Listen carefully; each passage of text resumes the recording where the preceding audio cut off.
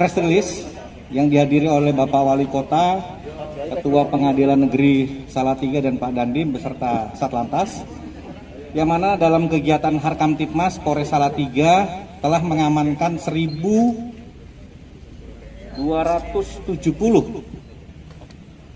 knalpot yang tidak standar. Berjalan lancar dan tindak lanjut selanjutnya akan dilaksanakan oleh Pak Kapolres beserta jajarannya. Saya kira itu, dan kepada warga masyarakat yang akan menghadapi bulan Ramadan ini, mari kita ciptakan kota Salatiga ini bagi warga masyarakat yang menjalankan ibadah puasa. Saya sampaikan selamat menunaikan ibadah puasa.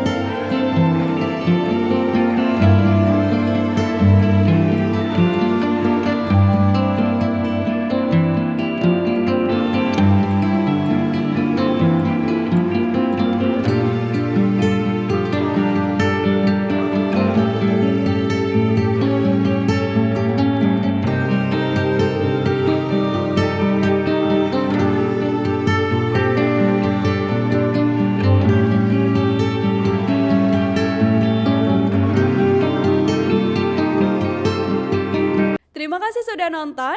Jangan lupa like, subscribe, dan share ya.